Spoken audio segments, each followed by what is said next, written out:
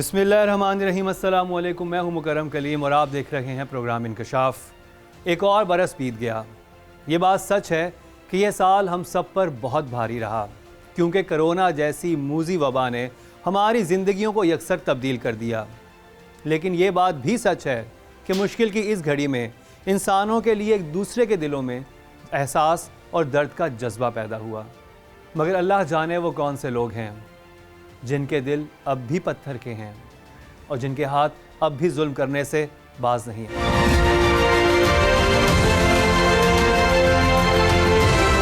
इस साल हमने जिन क्राइम स्टोरीज की कवरेज की वो दिल दहला देने वाली थीं, लेकिन 5 प्रोग्राम ऐसे थे जो हमें कभी नहीं भूलेंगे। मेरा शौहर है, मेरे बच्चे का बाप है। तीसरी शादी, वलीमे पर हंगामा, और ये है फराज अहमद। ऑफिस में लड़की हरासमेंट का शिकार,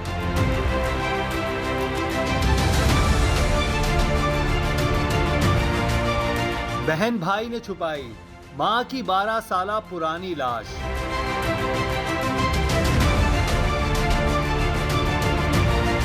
बंद गाड़ी में दर्दनाक वारदात। आइए देखते हैं कि इस साल की टॉप 5 स्टोरीज में ऐसा क्या था कि आज भी उन्हें देखने वाले हैरत ज़दा रह जाते हैं। फरवरी 2020 में तीसरी शादी करने वाले दूल्हा के साथ जो कुछ हुआ, ऐसा मंजर शाज़ो नाज़र ही देखने को मिलता है। मेरा शौहर है, मेरे बच्चे का बाप है। भाजी आप अंदर आइए। और वो मेरी सास है, वो मेरी जेठानी, जिसकी माँ 3 दिन से बीमार थी, ड्रिप लग रहा था। एक औरत होगी, उसने औरत का लिहाज नहीं किया है। उसके बाद ससुराली हुए ऐसे गजबनाक कि दूल्हा की दुर्गत बना डाली। ये है वो मनाजिर जब दूल्हा आसिफ की ससुरालियों ने धुलाई कर डाली और कपड़े फाड़ दिए, जिस पर दूल्हा ने टेबल के कवर से अपने जिस्म को ढांपा और बड़ी मुश्किल से जान बचाई। ये वीडियोस इस कदर वायरल हुई कि सोशल से इलेक्ट्रॉनिक मीडिया तक हर जगह ये वाक़या ज़बान ज़द-ए-आम हो गया और इसके साथ ही खड़े हुए कई सवालात। कुछ लोगों की ये राय थी कि पहली बीवी ने वलीमे में पहुंचकर जो हंगामा खड़ा किया वो किसी सूरत मुनासिब न था। दूल्हा ने ये इल्जाम लगाया कि पहली बीवी को सब खबर थी। शादी सेकंड थी। ये सेकंड थी ना। दूसरा ये है कि वो जो पहली वाली थी उससे सेपरेशन भी हो चुकी थी और मेरे वकील ने पेपर सारे बना लिए थे और इंशाअल्लाह हम उनको पेपर भिजवा देंगे। तशद्दुद का निशाना बनने वाले दुल्हा ने मीडिया पर हर जगह पहली बीवी के पुरतशद्दुद रवैये और अपनी मजलूमियत का रोना रोया। लेकिन पहली बीवी के सीने में लावा क्यों उबल रहा था, उस पर किसी ने खुलकर इजहार ना किया। कराची में होते थे, फिर बाकायदा उन्होंने रिश्ता भेजा, मंगनी हुई, मंगनी की डेट्स, उसके 1 महीने के बाद निकाह हुआ। कब किस वक्त क्या हुआ, ये पहला सबूत देखिए। ये है पहले निकाह का रजिस्ट्रेशन सर्टिफिकेट, जिस पर दर्ज निकाह की तारीख है 10 अक्टूबर 2014। इस निकाह रजिस्ट्रेशन सर्टिफिकेट पर दुल्हा और दुल्हन के दर्ज कवायद को भी जरा गौर से देखिए। दुल्हा का नाम है मोहम्मद आसिफ रफीक सिद्दीकी। ये आसिफ नामी शख्स कोई और नहीं, यही साहिब है जो रचा रहे थे तीसरी शादी। दोबारा देखिए इस निकाह रजिस्ट्रेशन सर्टिफिकेट को। दुल्हा के सामने दुल्हन के कवायद में जो नाम दर्ज है वो है मदीहा अनवर का। सामने बैठी ये है वो खातून मदीहा अनवर जो शौहर की तीसरी शादी के वलीमे में पहुंची और दावा किया वो है उसकी पहली बीवी। 1.5 साल के बाद मेरी रुखसती हो गई, ससुराल वाले सारे इन्वॉल्व थे।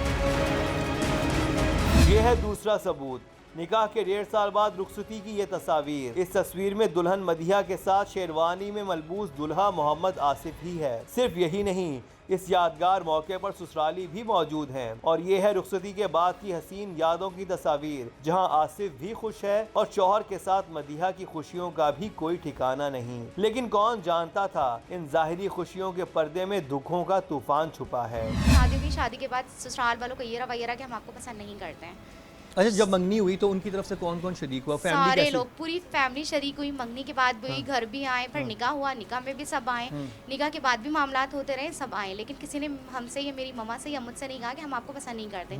जब शादी हो गई, शादी के बाद मुझे जहेज के लिए ताना दिया जाता था। अच्छा, कि वो आप कौन देता जहेज था? में, मेरी सास, अच्छा, जहेज में क्या लाई हो, फकीर हो, बहुत मुझे मतलब तो जब मेरी सेल्फ रिस्पेक्ट को डिस्ट्रॉय कर दिया। लेकिन फिर भी मैंने कहा कि नहीं, क्योंकि मैं एक मीडियम क्लास फैमिली से बिलोंग करती हूँ, मैंने हर सूरत अपना घर बचाना चाहा। और आज तक 4 साल हो गए मेरी शादी को, इस 5/5/2020 को।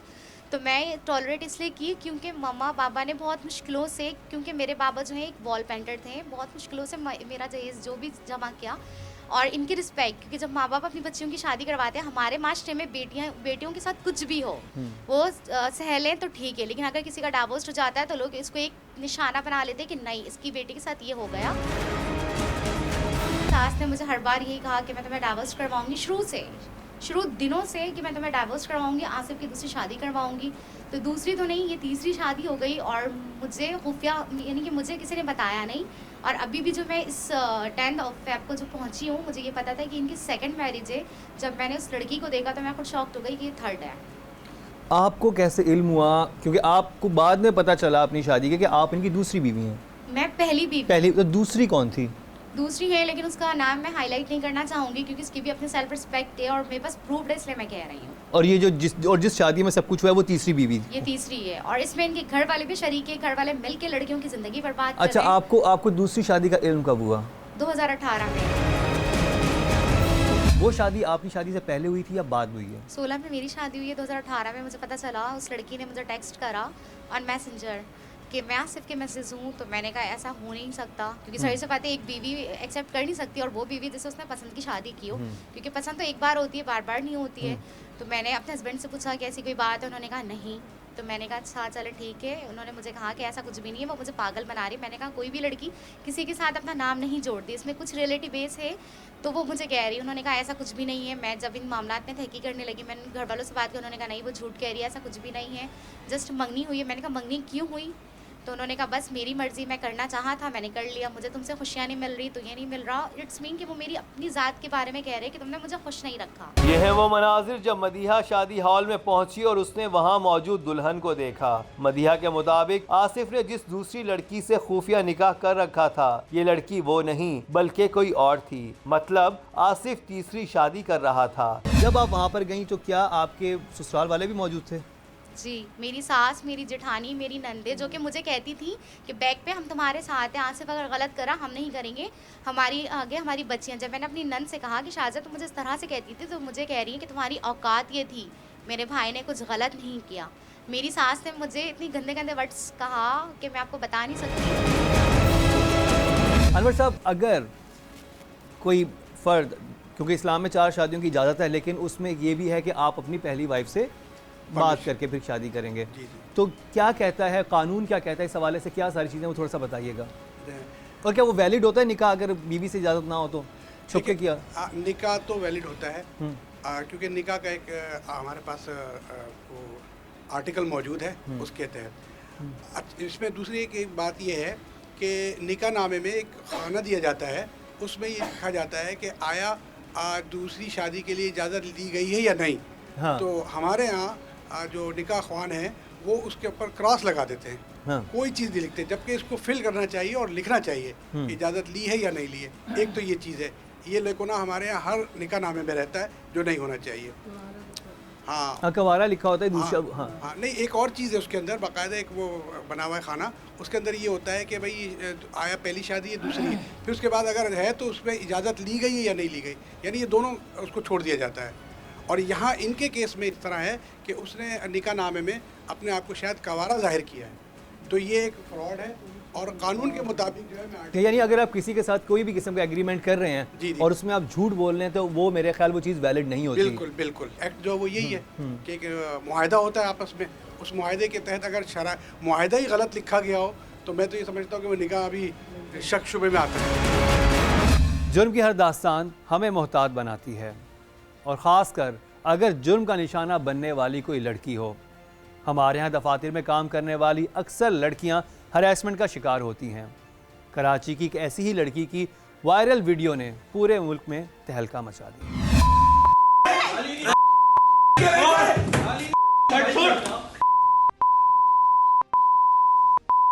ये हो रहा है ऑपरेशन है। निकलो यहाँ से। दूंगा एक मुंह पे चबा, मरियम निकाल इसको। नहीं जाऊंगी मैं, ये है ऑरेंज कॉर्पोरेशन और ये है फराज अहमद। बस कुछ मैसेजेस किए गए, उसके बाद वो थोड़ा टाइम चला, मैंने जाके जो है वो स्क्रीनशॉट्स उनको दिखाए कि अगर आपने ये नहीं चीज़ रोकी तो मैं ये वायरल कर दूंगी। और मैंने जॉब बोला कि मैं इस माहौल में काम नहीं कर सकती, मैं रेजिग्नेशन दे रही हूँ। तो उन्होंने मुझसे अपोलोजाइज़ किया। और ये आप वहाँ पर गई थी 2019 जून में? नहीं 2019 ही था, बट ये शायद जुलाई या अगस्त की बात है, मुझे एग्जैक्टली बात नहीं है। और आपके जाने मैंने 20th जून को मैंने ज्वाइन किया था। हाँ। उसके थोड़े टाइम बाद की ये बात है कि मैंने जाके बोला कि भाई अब तकरीबन कोई अगस्त सितंबर की कुछ ऐसी बात होगी ना ये। तो उसमें जब इन्होंने ज़रा जी मैसेजेस ऐसे किए, मैंने जाके बोला, सबसे पहले तो मैंने रेजिग्नेशन दिया और मैंने कहा कि भाई मैं ये वायरल कर दूंगी क्योंकि मेरे पास ये चीज़ है। तो पहले तो ये थोड़ा सा इन्होंने मुझे डराया धमकाया। इनका एक बड़ा फेमस डायलॉग है कि मैं 14 लोगों की 3 टीमें चला के आया हूँ, तुम तो मेरा कुछ नहीं कर सकती। खैर वो मैंने जब रेजिग्नेशन का बोला, थोड़ा सा मैंने कहा कि मैं ये आउट कर दूंगी, तो उन्होंने मुझसे अपोलोजाइज़ कर लिया। उसके बाद ये सारी चीज़ें ख़त्म हो गई। जनवरी के महीने में मेरी 3 छुट्टियाँ आई। मैंने कुछ छुट्टियाँ सिक लीव के नाम पे ली, एक कैजुअल लीव के नाम पे ली, 2 सिक लीव के नाम पे ली। आप इस बात पे एग्री होगी कि चलो महीने का नोटिस पीरियड हाँ, पूरा मैंने कहा सही ठीक है, मैं नोटिस पीरियड कर चली जाऊंगी। लेकिन वो जो मैंने महीने में जो कि इन्होंने कहा कि बहुत ज़्यादा छुट्टियाँ करती थी, इसलिए हमने इसको टर्मिनेट किया। तो मैं छुट्टियाँ इसलिए करती थी क्योंकि मैं जब भी जाती थी ऑफिस तो फराज अहमद मुझे इस तरह से देखता था कि मैं बहुत ज़्यादा अनकंफर्टेबल हो जाती थी, मुझसे काम ही नहीं किया जाता था। तो मैं ज़्यादा से ज़्यादा मेरा ये था कि यार लास्ट महीना है, मैं छुट्टियां कर करके निकाल लूँगी। जैसे मैंने 4थी छुट्टी की अपनी 20 जनवरी को, तो मेरे पास मेरा टीम लीड है जिनका नाम है अरकम। उनका मैसेज आया कि फराज भाई कह रहे हैं कि फातिमा से कह दो कि वो मेडिकली फिट नहीं है तो वो कल से ना आए, उसको उसकी 20 तक की सैलरी मिल जाएगी। मैंने कहा सही है ठीक है, मैं नहीं आऊँगी कल से। अच्छा, तो अब ये सारी चीज़ें हुई। मैंने अपने सैलरी का पूछा कि मुझे सैलरी कब मिलेगी। इसने कहा कि सैलरी वही 5 फरवरी को मिलेगी। मैंने कहा सही है ठीक है। 5 फरवरी भी गुजर गई। 6 फरवरी जब आई तो मैंने ऑब्वियसली मैसेज किया क्योंकि मेरे पास कोई रिस्पांस नहीं आया। तो मुझे पता चला कि सैलरी जो है वो 4 फरवरी को ही डिस्पर्स हो चुकी है। मैंने अपनी टीम लीड से कोऑर्डिनेट किया, मैंने कहा यार मेरी सैलरी तो मुझे नहीं मिली है। तो उसने कहा मैं तुम्हें कल पूछ के बताता हूँ। उसके बाद जो है अरकम का मेरे पास मैसेज आया, जो कि हमारा टीम लीड था। उनका मैसेज हमारे पास ये आया कि जो है मंडे 10 तारीख को आ जाना अपना चेक लेने। मैंने कहा यार तुम्हें दे देंगे ना वो चेक, मैं किसी को भेज दूंगी, मैं नहीं आऊँगी। तो अरकम का रिप्लाई आया कि नहीं, फराज भाई ने कहा है फातिमा से बोलो खुद आके अपना चेक ले, ये मेरे पास मैसेज है। ठीक है, जबकि इनका ये होता है कि जो टर्मिनेट हो गया, वैसे भी हर जगह यही होता है, जिसको टर्मिनेट कर दिया उसको बुला के बाहर से बाहर आप चेक दे देते हो। लेकिन उन्होंने स्पेशली फराज अहमद ने मुझे बुलाया, ये कहा गया उस मैसेजेस में है, मेरे पास अरकम के मैसेजेस हैं कि जो है फराज अहमद बोल रहे हैं कि फातिमा से बोलो अपना आके चेक ले। मैंने कहा ओके ठीक है, मैं 10 तारीख को आ जाऊँगी। मैं रूम में गई, हमें नहीं सिर्फ मुझे बुलाया। मैं रूम में गई, मेरा फियांसे जो है वो वेटिंग एरिया में ही बैठा था। हाल चाल पूछा मुझसे, मेरे हाथ में 12,000 का चेक दिया। मैंने कहा फराज ये आपने मुझे 12,000 का चेक क्यों दिया है? देखिए पहले ही आप लोगों के ऊपर मेरे इतने ड्यूज़ हैं जो कि आप लोगों ने क्लियर नहीं किए हैं। ये जो अगर मैंने 19 दिन भी काम किया है तो इसके हिसाब से 27,500 मेरी सैलरी बनती है। ये 12,000 आपने कैसे दिया है? ये 12,000 आप रखें अपने पास, मेरे पास टोटल 68,000 के ड्यूज़ हैं आप लोगों के मेरे ऊपर। तो ये ड्यूज़ हैं 68,000 के। तो अब जो उन लोगों ने आपके देने थे? हाँ, जो उन लोगों ने मेरे देने थे, जो आपने ओवर टाइम था सारा जो आपके साथ हाँ, जो सारे जो मेरे उम्रे के पैसे रुके हुए थे और जो इस महीने के मिला के, क्योंकि मेरे हिसाब से तो मुझे जनवरी की पूरी सैलरी मिलनी चाहिए थी, मैंने रेजिग्नेशन दे दिया था। कह रहे फातिमा आपको तो पता है हम कैश देते ही नहीं है। मैंने कहा मुझे नहीं पता है। उसके बाद जो है वही उसने मुझे बोला कि अच्छा फातिमा को पैसे चाहिए। मैंने कहा ऑब्वियसली, मैंने कहा मुझे पैसे चाहिए ऑब्वियसली, जो कि मेरी मेहनत के हैं वो मुझे चाहिए। तो कहता है टेक योर क्लोथ्स आउट। मैंने कहा एक्सक्यूज़ मी। अच्छा, उनकी सीट जो थी वो मतलब लाइक मेरे लेफ़्ट पे उधर बैठे थे और मैं थोड़ा पीछे आके जो सीट्स लगी हुई थी मैं वहाँ बैठी थी। तो मैंने कहा कि कहते टेक योर क्लोथ्स ऑफ। मैंने कहा सॉरी एक्सक्यूज़ मी। और तो आपका फियांसे बाहर बैठे हैं और ऑफिस में बाकी लोग भी मौजूद हैं? जी, और वो मैं उनके रूम में थी। और उनको ये पता, इल्म में बात थी कि उसका आपका फियांसे बाहर? जी जी जी, सब पता था क्योंकि कैमरे लगे हुए उनके पूरे ऑफिस में। के जहन में ना बस हर चीज़ की मेंटालिटी उसकी ये है हर कि चीज़ की कीमत लगाई जा सकती है। पैसा मेरे पास पैसा है, मैं सब खरीद सकता हूँ। इसने जो है मुझे, मैं उठ के सामने वाली इसकी सीट पे जाके बैठी और मैंने इसका लैपटॉप बंद किया। मैंने कहा अभी क्या बात कर रहे हैं, आपको पता है अगर मैंने यहाँ शोर मचा दिया तो आपकी इज्जत तो चली जाएगी। कह रहे नहीं मेरा कोई मसला नहीं है। मैंने कहा जाहिर सी बात है आपकी इज्जत ही नहीं है तो मसला कहाँ से होगा। तो कहता है तुम्हें पता है अभी मैं यहाँ से रमेश को बुलाऊंगा और वो तुम्हें ना धक्के मार के यहाँ से बाहर निकालेगा। मैंने कहा बुलाएं, आप किस चीज़ का वेट कर रहे हैं? कभी आप टर्मिनेट करने की धमकी देते हैं, कभी आप मुझे बाहर निकालने की धमकी देते हैं, तो आप बुलाएं। तो इसने फ़ोन उठाया, किसी को कॉल करने लगा ना। तो अब जब ये सारी चीज़ें मैं बोल रही थी तो कहता है चल बे चल निकल। ये इसने वर्ड जब बोला ना तो ऑब्वियसली मुझे गुस्सा आया। मैंने टिश्यू का डब्बा उठाया और उठा के दीवार पे फेंका और मैं उसके ऊपर चीखी कि तेरी हिम्मत कैसे हुई ये बात करने की। तो जब जैसे ही मैं चीखी तो इसको पता है कि बाहर तक तो आवाज़ जाएगी। फराज अहमद उठे, उन्होंने सबसे पहले जो है मेरे यहाँ लेफ़्ट कान पे थप्पड़ मारा एक। थप्पड़ मारा आपको? यस, उन्होंने जो है मुझे थप्पड़ मारा। उसके बाद जो है उन्होंने मेरी ये राइट वाली आँख को नोचा, जो कि मेरे पास प्रूफ है, पिक्चर है। उसके बाद जो है इन्होंने मेरा गिरबान पकड़ा और मेरी शर्ट फाड़ दी पूरी। आगे से मेरी पूरी शर्ट फटी हुई है। अभी मैं आप लोगों को वो शर्ट भी दिखाती हूँ। इस फटी हुई शर्ट को आप इस वक्त स्क्रीन पर भी देख सकते हैं। मुतासा लड़की का ये बयान है कि शर्ट की यह हालत किसी और ने नहीं, उसके बॉस फराज ने की है। जो शर्ट फटी हुई है मेरे यहाँ शोल्डर पे फराज अहमद के निशान है हाथों के, और इन्होंने जो है मुझ पे रेप अटेम्प्ट करने की कोशिश की।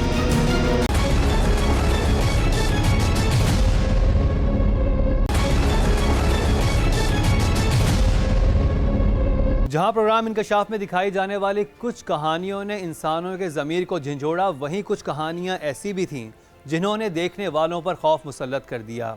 पुरस्कारियत के पर्दे में लिपटी हुई हम उस कहानी को कैसे भूल सकते हैं जब बहन भाइयों ने 12 साल तक मां की लाश को घर में छुपाए रखा। ये एंट्रेंस है, ये ताला जो लगाया है ये एसपी साहब ने लगवाया था अपनी मुद्दत में। ये एंट्रेंस है, सीधे हाथ पे पहला किचन है जहाँ पर आपको बहुत कचरा मिलेगा। अगर आपका कैमरा दिखा सके, हर तरफ कचरा ही कचरा है। ये टीवी लॉन्च है, उससे आगे उनका स्टडी रूम जैसा होता है। उसके बराबर में से उनकी अम्मी की डेड बॉडी मिली है। और ये कमरा जो है, ये इस कमरे के बारे में कुछ नहीं कह सकता। इधर कंप्यूटर भी पड़ा हुआ है और एक बंद अलमारी है जिसको अभी किसी ने टच नहीं किया। कल फॉरेंसिक वाले आए लेकिन वो ज़्यादा देर तक रुक नहीं सके यहाँ पर। एक वहशत सी, एक अंधेरा, और ये जो स्मेल है आपके सामने ही है। बस ये मैं 12 साल तक यहाँ पर ज़किया बीबी की लाश को रखा गया। अगर देख रहे होंगे अंदर तो अंदर मुख्तलिफ़ किस्म का सामान नज़र आ रहा है। मुख्तलिफ़ किस्म के जो चीज़ें हैं, पंखे लगे हुए हैं, लाइट्स लगी हुई हैं, हर चीज़ यहाँ पर मौजूद है। लेकिन कचरा हर चीज़ में भरा हुआ है, धूल से हटा हुआ है ये सारा जो अंदर का चीज़ें हैं। स्प्रे की बॉटल्स आपको नज़र आएंगी, कीड़े मार स्प्रे जो है वो बहुत सारे यहाँ पर रखे हुए हैं। अगर आप इस तरफ से दिखाएं, इस पुरस्कार घर के अंदर से जब लाश निकाली गई तो दीवार पर लिखी एक तहरीर ने पुलिस को भी चौंका कर रख दिया। इसको लॉक कर दिया गया, इसमें और चीज़ें नहीं है, लेकिन यही कोशिश करते हैं कि और इस घर में एक तहरीर भी लिखी हुई मिली है जिसकी तस्वीर ली गई। इसमें लिखा हुआ है कि शुबाना तुमको शादी मुबारक हो, अब तुम घर साफ कर सकती हो। इस तहरीर के साथ सन 2004 लिखा गया था। लेकिन हैरत की बात यह है कि शुबाना यानी शगुफ्ता ने तो मरते दम तक शादी नहीं की। फिर इस तहरीर का मतलब क्या था? अजीबो गरीब थी ये सारी सूरत हाल। घर में जो चीज़ आती थी 2007 के बाद से वो घर से बाहर नहीं जाती थी। ये बहुत अजीबो गरीब बात थी कि अंदर ही उस चीज़ को जो है वो रखा जाता था। और चाहे उनकी वालदा थी, उनको भी नहीं दफनाया गया, वो भी इस घर में आई तो इस घर में ही रही। उसके बाद जब उन बहन भाइयों के लिए शायद जब वो ज़्यादा गलना सड़ना शुरू होगी उनकी वालदा की लाश, तो रहना मुमकिन नहीं था। तो वो यहाँ से छोड़ के करीब ही एक और बिल्डिंग है उधर चले गए, उन अपार्टमेंट्स में चले गए। और फिर वहाँ से वो रोज़ हफ्ते में 5 दिन लाजमी आते थे। और जब वो आते थे तो एक नीचे इंतज़ार करता था, एक ऊपर आता था। यानी कैसर अगर ऊपर आता था तो नीचे शबाना जो थी वो इंतज़ार करती थी, अगर शबाना ऊपर आती थी तो कैसर नीचे इंतज़ार करते थे। और वो अंदर जाके क्या करते होंगे ये समझ नहीं आई, क्योंकि अंदर अगर आप देखें तो बैठने की कोई भी जगह यहाँ पर नहीं है। अगर आप सोफे भी सामने देखें, जिस चीज़ को देखें वो कचरा ही कचरा है, हर चीज़ पे कचरा है। यानी जो चीज़ यहाँ पर इस्तेमाल हुई वैसी की वैसी इसमें पड़ी हुई है। और तो वो सिर्फ एक जगह बेड बचती है, बेड की जो जहाँ पर उनकी वालदा की डेड बॉडी थी उसके साथ वो थोड़ी देर बैठ सकते होंगे। वो 2-2, 3-3 घंटे जो हैं यहाँ पर गुजार कर जाते थे, जो कि बहुत अनयूजुअल बात है। ऐसा क्यों करते थे ये अभी तक मुअम्मा है। ऐसा बहुत कुछ था जो अभी तक मंजर-ए-आम पर नहीं आया था। यही वजह थी कि इसके बाद टीम इंकशाफ पहुंची उस फ्लैट पर जहां ज़किया का बेटा और बेटी थे रिहाइश पजीर। आप लोगों में से कोई है जो इनके घर के अंदर कभी गया हो? आप गए अंदर? जी हाँ। आप कब आपका जाना हुआ था? मैं आज भी गया था और उससे पहले भी गया था। उससे पहले जब वो खातून रहती थी? जब खातून रहती थी, जब उनके भाई की डेथ हुई थी उस टाइम मैं गया था। इस बात की तस्दीक हो गई कि कैसर इस दुनिया से चल बसा है, लेकिन बहन शगुफ्ता ने कैसर को कहां दफनाया भी या उसकी मैयत को भी मां की मैयत की तरह किसी फ्लैट में छुपा दिया गया। एक और बहुत अहम सवाल है कि ये जब इनका इंतकाल होता है कैसर का, तो क्या उनका जनाजा पढ़ाया गया, क्या उनकी तदफीन हुई, क्या उसमें अहले इलाका ने शिरकत की, ये सब कुछ हुआ या वो भी बस उसका भी हमें यही मालूम हुआ कि वो इंतकाल के बाद उसकी बहन जो है ना यहाँ लाश लेके आई थी उसमें एम्बुलेंस में। सुबह फजर के टाइम में आई है और वो जब गई अपने मामू के घर पे, इसने नॉक किया है लेकिन उन्होंने दरवाज़ा नहीं खोला, तो वो फिर लेके चली गई है। उसने कोई 3-4 दिन उसको ईदी में रखा है और उसके बाद उसने खुद ही कब्रिस्तान ले जाके अकेले और गोरकन ने नमाज़ पढ़ाई है और वो उसको दफना दिया। फिर जब इसकी खुद तबीयत ख़राब हुई है अभी कोई 15 दिन 20 दिन पहले, तो फिर वो जैसे कि आप बता रहे हैं कि उनकी इतनी एज नहीं थी कैंसर की, तो वजह क्या बनी इंतकाल की, क्या हुआ? ये अल्लाह बेहतर जानता है या वो दोनों बहन भाई जानते थे। उसने इंतकाल तो उसने खुदकुशी की है, ये तो हमें मालूम हुआ है। ये अगला मंजर तो चौंका देने वाला है। इस गंदगी और गलाजत के बीच फर्श पर जिंदा लाश की सूरत में पड़ी शगुफ्ता को देखा जा सकता है। जब मामू अंदर चले गए और मामू ने घर के अंदर जाके सारी कंडीशन देख ली, तो मामू सस्पिशियस क्यों नहीं हुए कि ये क्या अंदर? वो लोग तो सारे के सारे लोग बहुत ही सोफिस्टिकेटेड नज़र आ रहे थे, कारों में बैठ कर आए थे और वो सब हैरान थे कि ये किस किस्म का इन्होंने हाल किया हुआ है। मगर वो यकीन जाने यहाँ आप लोगों को पता नहीं के अंदर क्या हाल है। लोगों को अकेला उस लड़की ने फेस किया उस वक्त यहाँ पे खड़ा होकर। जब आप लोगों ने पुलिस को इतला दी तो उन्होंने अपने मामू को बुलाया, पुलिस घर के अंदर इंटर हुई उस दिन? इंटर हुई थी उस वक्त। तो पुलिस ने क्या बोला? देखा, उसने देखा कि भाई ये तो चीज़ ऐसी है। फिर वो उसका मामू आया, वो कहने लगा कि मैं खुद लुक आफ्टर कर लूँगा। ठीक है, तो वो चले गए। यही वजह है कि इस भयानक वाक़े में मामू का किरदार भी मशकूक नजर आता है। ये है सीसीटीवी फुटेज के वो मनाजिर जब ज़किया का भाई अपने बेटे और बीवी के हमरा लाश को गाड़ी में मुंतकिल कर रहा है। ताहम फ्लैट्स के मकीनों को उनकी मशकूक सरगर्मी पर शक गुजरा तो सीसीटीवी फुटेज का बगौर जायजा लिया गया। इसी फुटेज की बुनियाद पर पुलिस ने ज़किया के भाई को किया गिरफ्तार। फ्लैट से लाश किसने निकाली थी? लाश मैंने निकाली। कब? याद नहीं, परसों निकाली थी, उससे पहले। अच्छा, लोगों ने बताया था इलाका मकीनों ने कि यहाँ से बदबू आ रही है, आप खुद कहते? नहीं, मैं खुद गया था। तो अंदर गया तो आपको क्या पता चला, कैसे पता चला कि लाश अंदर रखी हुई है? मैं तो कचरा ढूंढी तो पता भी नहीं था कि लाश अंदर है। फिर दिमाग में नहीं था, मैं तो घर से निकल गया था। तो उनके डिप्रेशन के ऊपर तेरी मरी थी दोनों बहन, पूरा कूड़े से खड़ा हुआ घर है पूरा। तो 12 साल में आप कभी नहीं गए और तो चले गए? तो मरने के बाद गए, दोनों मर गए। आप गए तो फिर आपने देखा कूड़े के ढेर लगे हुए, उसके बाद फिर क्या किया आपने? बस वो मैंने उसको देखना था, कमरों को बॉडी में। अच्छा, फ्रिज में लगी हुई थी? नहीं, वो गद्दे पे पड़ी थी। गद्दे पे पड़ी हुई थी। बदबू नहीं आई? नहीं तो बहुत पुरानी थी।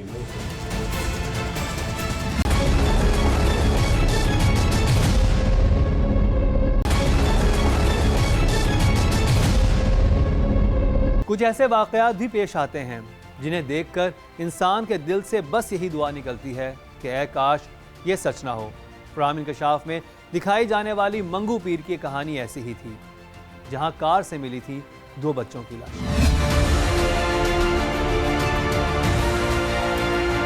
बच्चों की तलाश के लिए जहां दीगर ज़राए का इस्तेमाल किया गया, वहीं सोशल मीडिया का सहारा भी लिया गया। बच्चों की तस्वीर सोशल मीडिया पर भी शेयर की गईं कि शायद कहीं से कोई खबर मिले। उसने बोला कि आप किसी के ऊपर FIR काट दो। हमने बोले यार हमारा किससे मतलब कोई लेना देना नहीं है ना, मतलब हमने किसी के साथ ज़्यादती किया हुआ है ना, इन बच्चों के साथ मतलब किसी के समझ में आएगा कि इनके साथ ज़्यादती करें।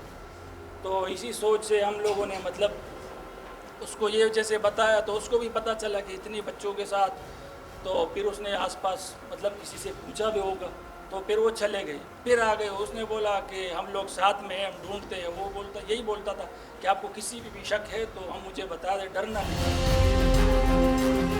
जहां वालिदैन की किसी के साथ कोई दुश्मनी ना थी, वहीं उसे अगवा बराए तावान की वारदात तसव्वुर करना भी मुनासिब ना था, क्योंकि इन फैमिलीज की माली हालत ऐसी नहीं थी कि इन बच्चों को कोई तावान के गर्ज से अगवा करता। यूं 4 दिन गुजर गए। चौथा दिन हुआ तो अहले इलाका ने कहा कि क्यों ना नाले में चेक कर लिया जाए। छोटे बच्चे 3-4 साल के, तो नाले के अंदर भी गिर सकते थे, तो वो डंडे मार मार के चेक कर रहे थे कि नाले में। तो उन्होंने इत्तफाक से इस गाड़ी का जब दरवाज़ा खोला, क्योंकि एक ही दरवाज़ा खुलता था, तो उन्होंने देखा कि अंदर बच्चे पड़े हुए, और जिन साहब ने दरवाज़ा खोला वो खुद भी बेहोश हो गए।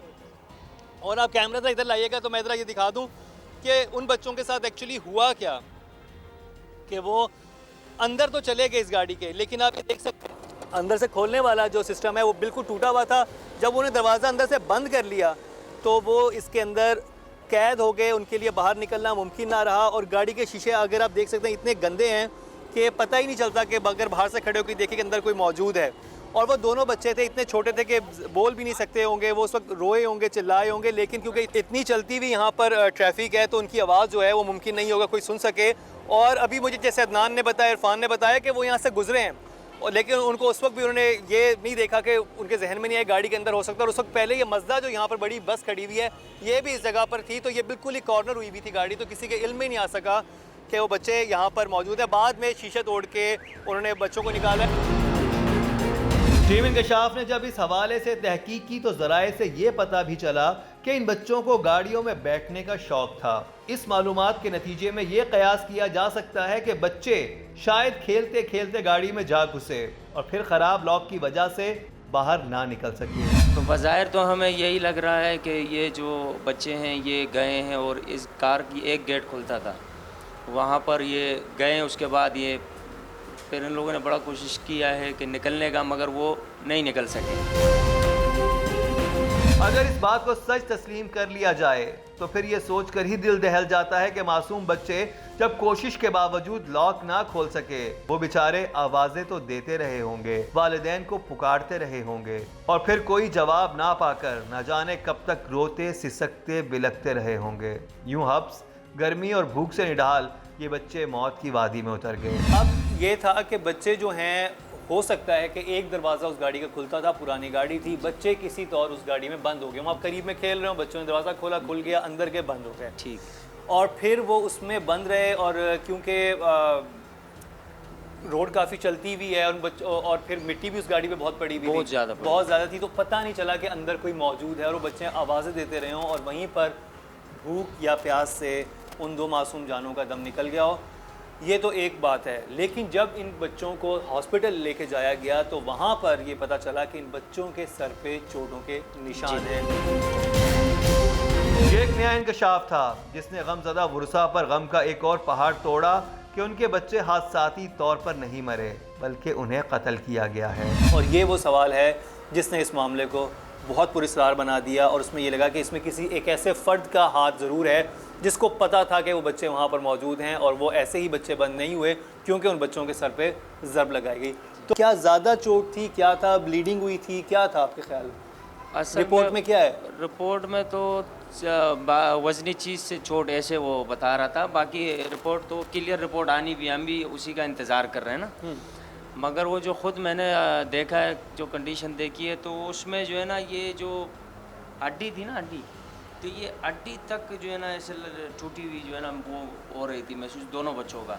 और अब अच्छा, ऊपर से ज़ख्म के निशान नहीं थे, अंदर से हड्डी टूटी हुई लग रही थी? नहीं, ऊपर से भी निशान, मतलब वो तो 3 दिन बाद बॉडियाँ मिली है और वो फिर काफ़ी सूज फूल गई थी और उसके बाद जो है ना फिर वो रिपोर्ट में उसने जब देखा तो फिर वो जाहिर सी बात है उसको चीरा लगा के देखा कि ये क्या मसला है, तो वो कह रहे थे कि इसका हड्डी भी जो है वो भी टूटा हुआ है, क्रैक है दोनों का और सेम जगह का।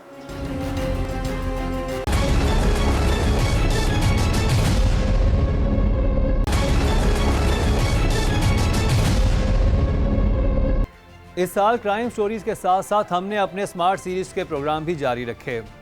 खासकर फर्नीचर के हवाले से किया गया हमारा प्रोग्राम इतना मकबूल हुआ कि शादी ब्याह के मौके पर फर्नीचर ख़रीदने से पहले अक्सर लोग उसको देखते हैं।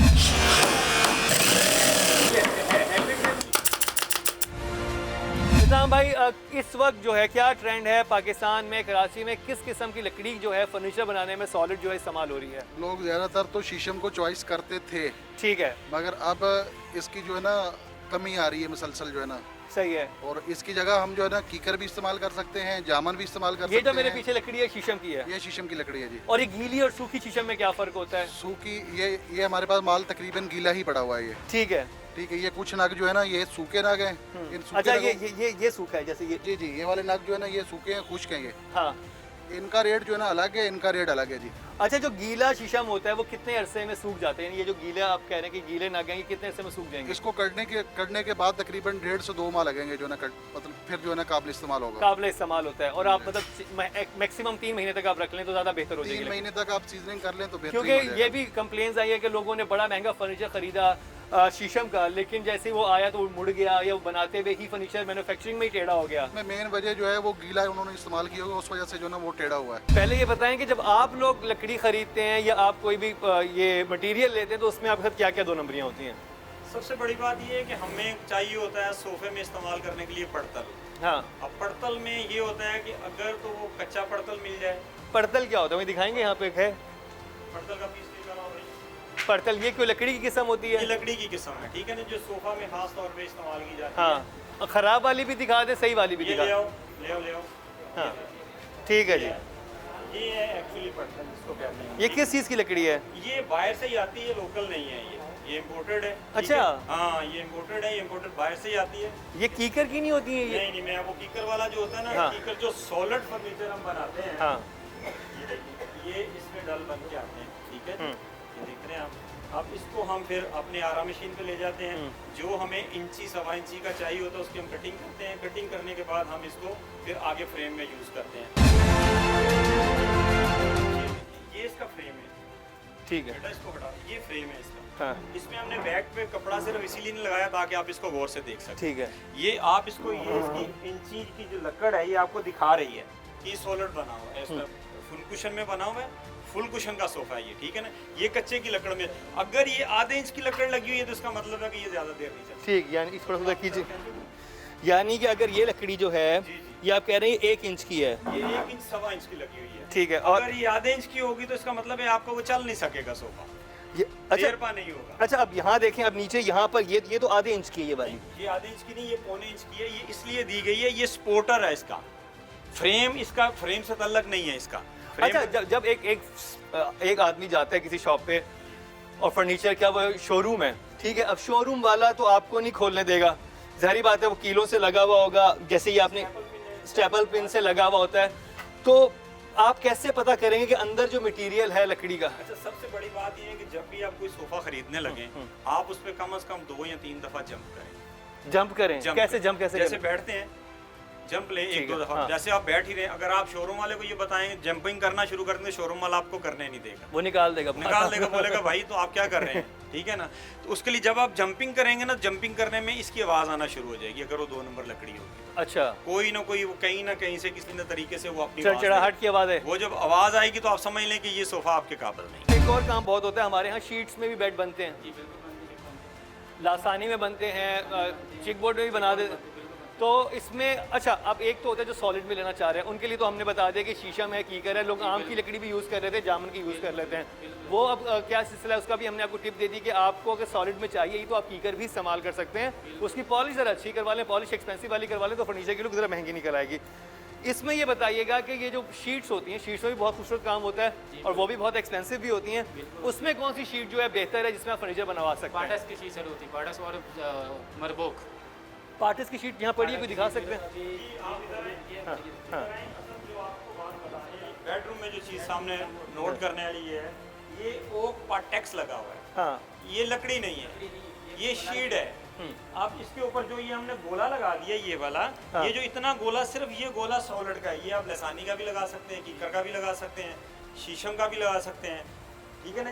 ये है पार्टेक्स, जो लोग कहते हैं ना सॉलिड है, सॉलिड नहीं है, ये पार्टेक्स है। ओके। इसके ऊपर हमें लगाना तो ये अगर पार्टेक्स, ये ओक पार्टेक्स है तो हमें यहाँ पे ओक ही लगाना चाहिए, ठीक है जी। ओक के छाड़े मिल जाते हैं हमें, वो लगाना। लेकिन अच्छा, पार्टेक्स कहते हैं वो जो ऊपर एक लेयर होती है, ये लेयर, ये ऊपर लेयर है इसकी। हाँ, आप इसमें आपको लेयर के फिगर नजर आ रहे हैं, ये हाँ। ये वही चीज है, लेयर के फिगर नजर आ रहे हैं। अच्छा, ये पार्टेक्स ही है, ये पार्टेक्स ही है।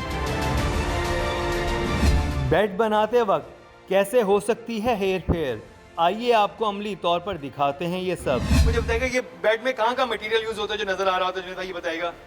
और ये जैसे सपोज ये बन रहा है, ये लासानी में बन रहा है, सॉलिड में बन रहा है? ये लसानी में बना सर, ये वाला ठीक है। ये लसानी में बना, पार्ट उसमें बना, मरबोक में बना है, ठीक है। ये शीट में बन रहा है, ये हिस्सा इसका नजर आएगा, जो पॉलिश हुआ है ये सारा इसका नजर आएगा, यहाँ पे कुशन आएगा इसका। अच्छा, यहाँ पे आगे कुशन आना है, और ये लासानी है? ये लसानी है मरबोक की। अच्छा, ये सॉलिड है? ये सॉलिड बेड है, मैं भी इसको भी आपको बता रहा हूँ। ये सब हिस्सा इसका नजर आएगा, हाँ। ये बाहर के सब हिस्सा ये इसका सॉलिड होगा, सब ठीक है। अंदर सारा कुशन सारा बन रहा है।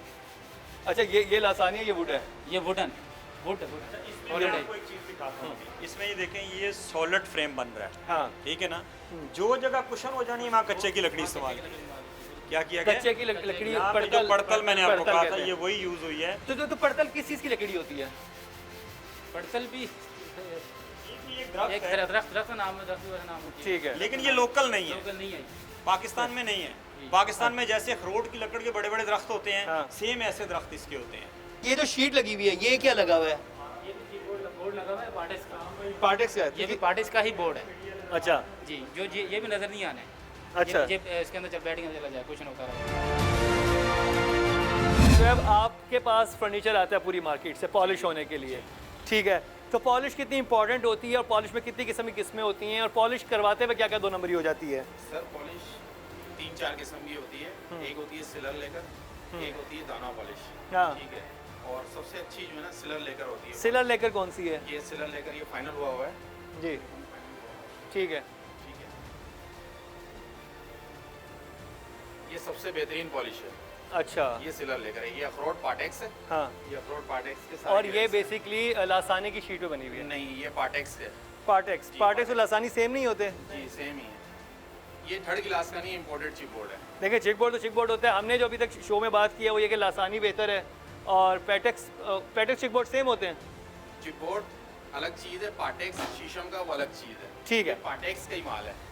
यानी ऊपर जो है इसके ये पार्टेक्स का माल है, पेपर जो है वो शीशम का लगा हुआ है और अंदर जो है वो चिक बोर्ड है। जी चिप बोर्ड है। तो अब देखें इन्होंने शुएब भाई ने कितनी महारत से उसको एक खूबसूरत लुक दे दी, लेकिन आप ये नहीं जान सकते कि अंदर क्या है।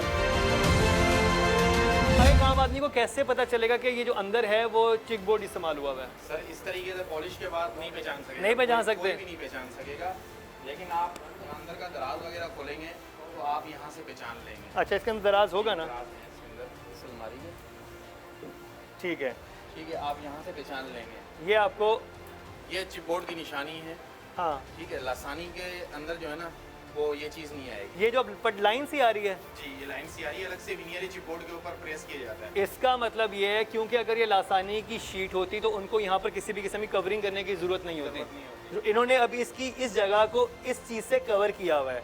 इसका मतलब है कि अंदर जो मटीरियल है वो उतना काबिल भरोसा या काबिल एतमाद नहीं था या वो कम कीमत था, तो उसके ऊपर एक लेयर दे दी उन्होंने जिससे वो सब कुछ छुप गया। हम क्राइम स्टोरीज इसलिए करते हैं ताकि इंसाफ के मुतलाशी अफराद की आवाज़ को हुकाम बाला तक पहुँचाया जा सके, और स्मार्ट सीरीज़ के प्रोग्राम करने का मकसद ये है कि आपको उन सब बातों का इल्म हो जिनका जानना आपके लिए बेहद ज़रूरी है। आइए इसी दुआ के साथ इस साल का इख्तिताम करें कि सन 2021 हमारी ज़िंदगियों में खुशियाँ भर दे। अल्लाह करे जुर्म और जुल्म करने वालों के ख़िलाफ़ कानून का घेरा मज़ीद तंग हो और मुश्किल में घिरी इंसानियत को कोरोना जैसी वबा से निजात मिले। इसी के साथ ही मुकर्रम कलीम और टीम इंकशाफ को दीजिए इजाज़त, लेकिन देखना ना भूलिएगा हमारा अगला इंकशाफ।